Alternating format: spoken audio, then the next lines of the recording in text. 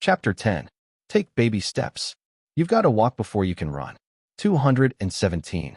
Most of us have heard the saying, a journey of 1,000 miles begins with a single step. Instead, I would say, a journey of 1,000 miles begins with a baby step. I emphasize this because I have seen too many people attempt to take a great leap forward instead of starting with baby steps. We have all seen people who are completely out of shape and suddenly decide to lose 20 pounds. They begin a crash diet, go to the gym for 2 hours, and then jog 10 miles. This lasts maybe a week. They lose a few pounds, and then the pain, boredom, and hunger begin to wear away at their willpower and determination. By the third week, their old habits of overeating, avoiding exercise, and watching television are back in control. Instead of taking a great leap forward, I strongly recommend taking a baby step forward. Long-term financial success is not measured by how big your stride is, but by the number of steps, the number of years, and the direction in which you're moving. That is the formula for success or failure in any endeavor. When it comes to money, I've seen too many people, myself included, attempt to do too much with too little and then crash and burn. It's hard to take a baby step forward when you first need a ladder to get yourself out of the financial hole you have dug for yourself. How do you eat an elephant? This section of the book describes 7 steps to guide you on your path to the right side of the cash flow quadrant. With the help of my rich dad, I have worked and acted on these steps since I was 9 years old, and I will continue to follow them for as long as I live. For some people, the steps may seem overwhelming, and they will be if you try to do them all in 1 week.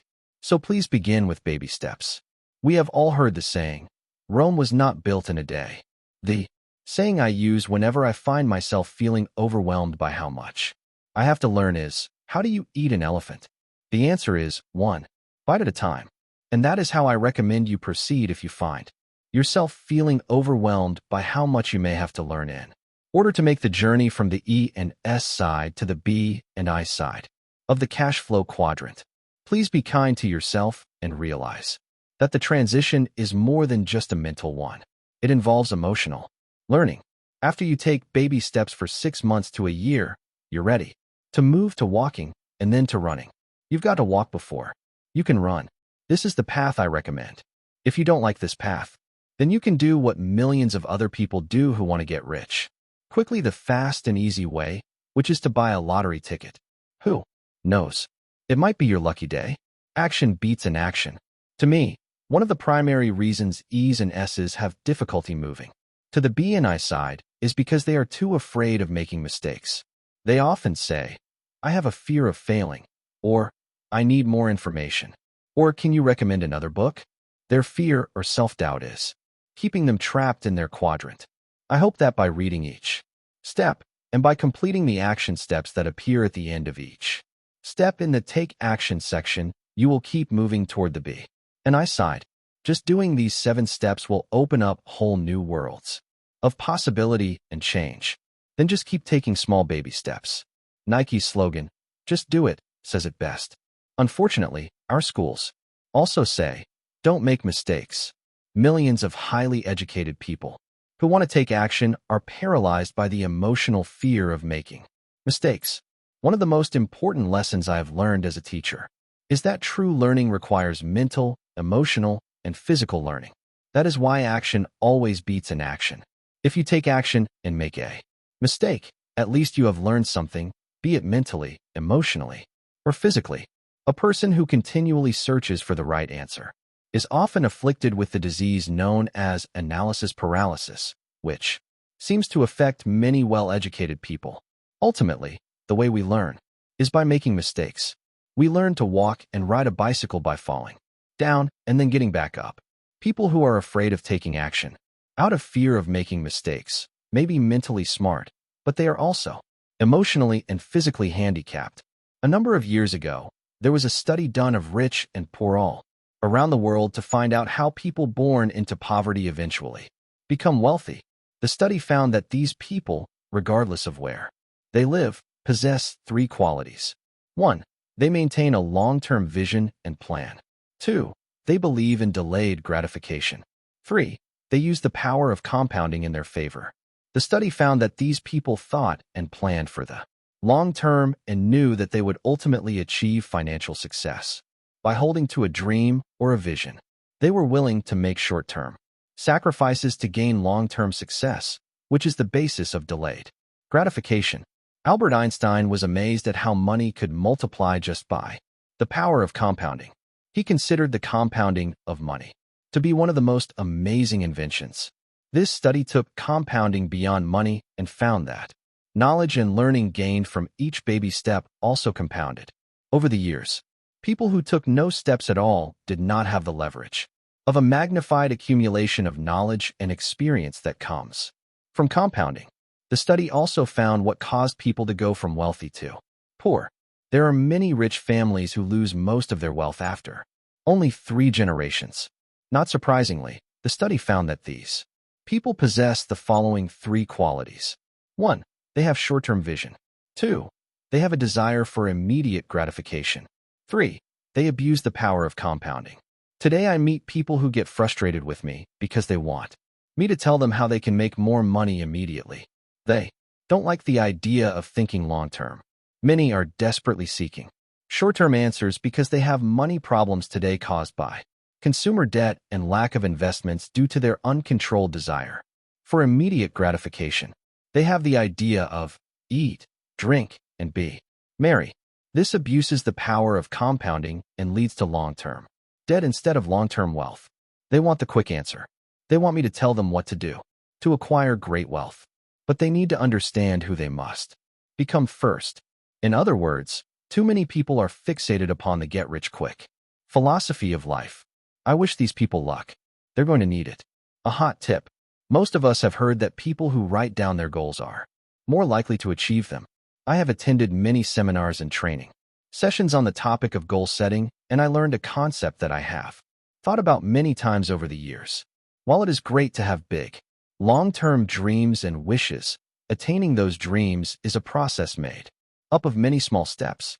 Instead of trying to be an overachiever, be an underachiever. Be content with small steps, because each one moves you closer to your big goals and dreams. Even today, I find I achieve more by having an underachiever mindset instead of trying to kill myself and be that overachiever. An example of the way I underachieve is that I set a written goal to listen to 2 audio tapes a week. I may listen to the same one 2 or more times if it's good, but it still counts towards my weekly goal. Kim and I also have a written goal to attend at least 2 seminars a year on subjects about the B and I quadrants. We go on vacations with people who are experts on subjects found in the B and I quadrants. We learn a lot while playing, resting, and dining out. We achieve more with a lot less stress. Those are ways of underachieving and yet still moving toward big, bold dreams.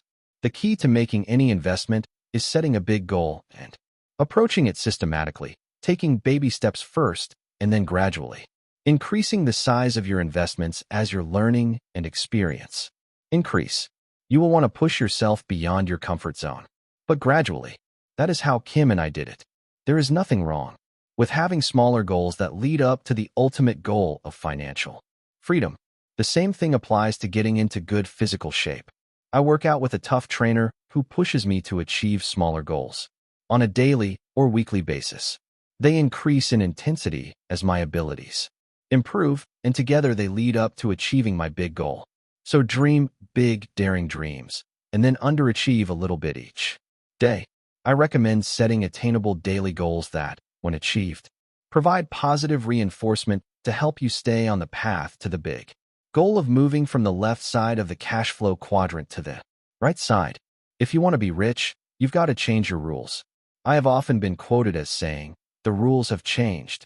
When people hear these words, they nod their head in agreement and say, "Yes, the rules have changed. Nothing is the same anymore." But then they go on and do the same old thing. Industrial age financial statements.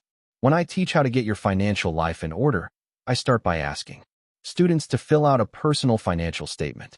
It often becomes a life-changing experience. Financial statements are much like X-rays. Both let you see what your unassisted eye cannot see. After filling out their statements, it is easy to see who has financial cancer and who is financially healthy.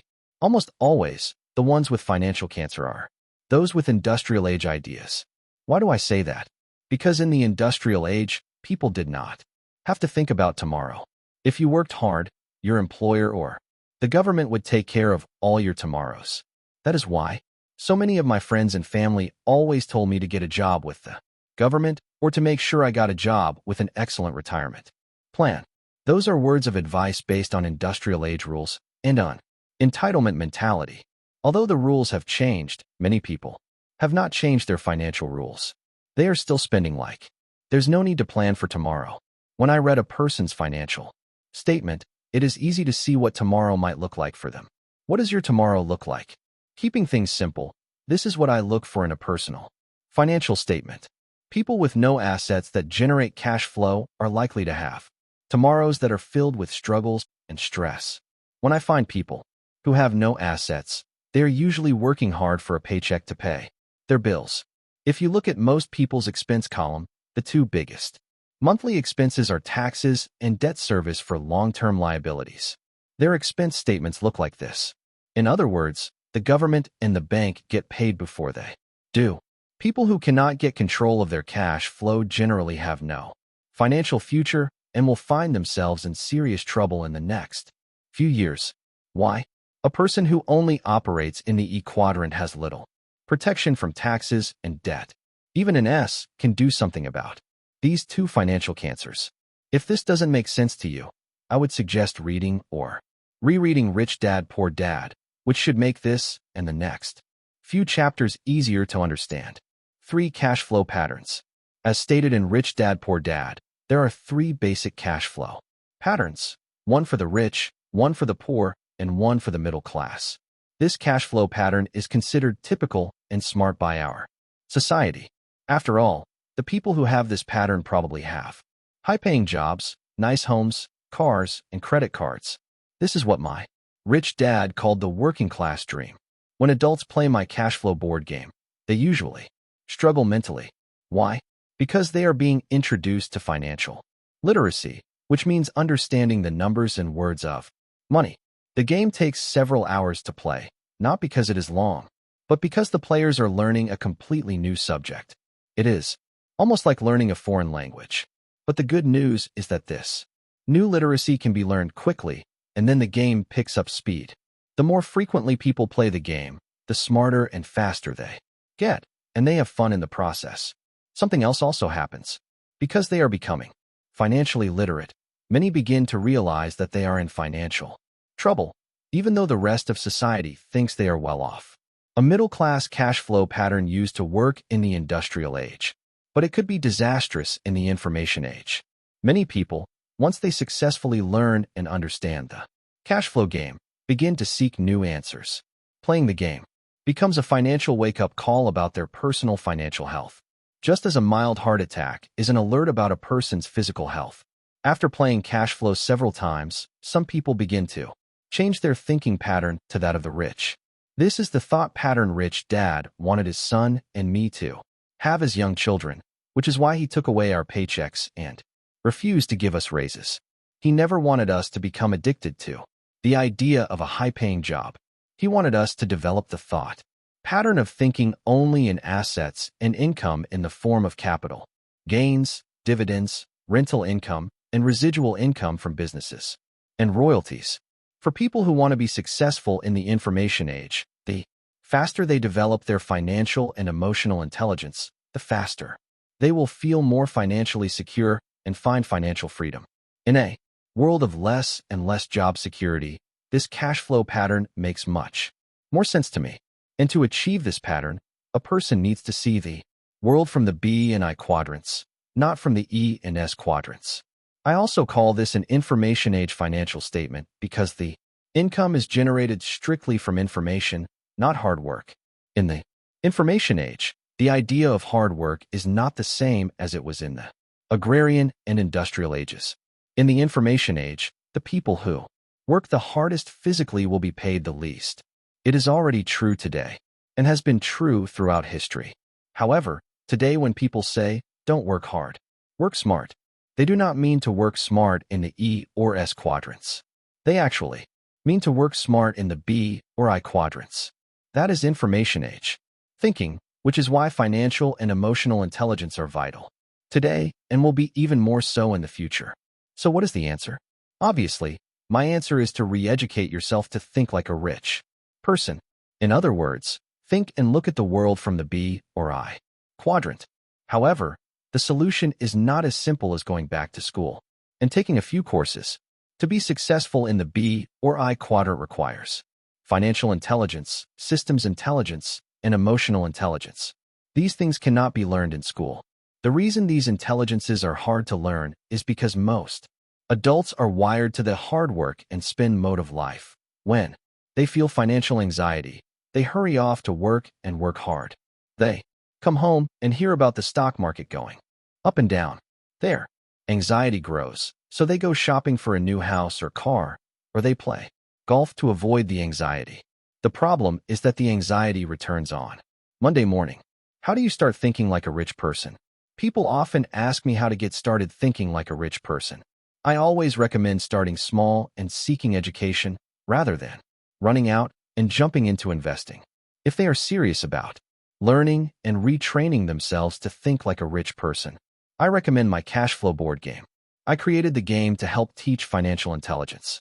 It gives people the mental, physical, and emotional training that is required to make the gradual change from thinking like a poor or middle class person to thinking like a rich person. It teaches people to think about what my rich dad said was important, which is not a large paycheck or a big house, but the accumulation of cash-producing assets. Cash flow, not money, relieves anxiety. Financial struggle and poverty are really financial anxiety problems. There are mental and emotional loops that keep people stuck in what I call the rat race. Unless the mental and emotional hooks are broken, the pattern remains intact. I worked with a banker to break his pattern of financial struggle. While I'm certainly not a therapist, I have had experience breaking my own financial habits instilled by my family. The banker made a good living, but was always in some sort of financial trouble. He had a beautiful family, 3 cars, a big house, and a vacation home. To the world, he looked like a prosperous banker. But when I looked at his financial statement, I discovered he had a financial cancer that would be terminal in a few years if he did not change his ways. The first time he and his wife played cash flow, he struggled and fidgeted almost uncontrollably. His mind wandered, and he could not seem to grasp the game. After 4 hours of play, he was still stuck. Everyone else had completed the game, but he was still in the rat race. As we put the game away, I asked him what was going on. His only answer was that the game was too hard, too slow, and too boring. I reminded him about what I had told him before the game started. Games reflect behavior. In other words, a game is like a mirror that allows you to look at yourself. That statement angered him, so I backed off and asked if he was still committed to getting his financial life in order. He said he was, so I invited him and his wife, who loved the game, to come play again with an investment group I was coaching. A week later, he reluctantly showed up. This time, a few lights began to go on inside his head. For him, the accounting part was easy, so he was naturally neat and tidy with his numbers, which is important for the game to be valuable. But now he was beginning to understand the world of business and investing. He could finally see, with his mind, his own life's patterns and what he was doing to cause his own financial struggle. After 4 hours, he still did not finish the game, but he was beginning to learn. As he left this time, he invited himself back. By the 3rd meeting, he was a new man. He was now in control of the game, his accounting, and his investments. His confidence soared, and this time he successfully exited the rat race and was on the fast track. When he left, he purchased a game and said, "I'm going to teach my kids." By the 4th meeting, he told me his personal expenses were down. He had changed his spending habits and was being more careful with his credit cards, and he was taking an active interest in learning to invest and build his asset column. His thinking was now on track to make him an information age thinker. At the 5th meeting, he played Cashflow 202, the advanced game for people who have mastered Cashflow 101. He was now ready and eager to play the fast and risky game that true B's and I's play. The best news was that he took control of his financial future. This man was completely different from the one who had asked me to make cash flow easier the first time he played. A few weeks later, instead of wanting things to be easier, he was actively seeking bigger challenges and was optimistic about his financial future. He had re-educated himself, not only mentally, but also emotionally, through the power of the repetitive learning process that comes from a game. In my opinion, games are a superior teaching tool because they require the player to become fully engaged in the learning process while having fun. Playing a game involves a person mentally, emotionally, and physically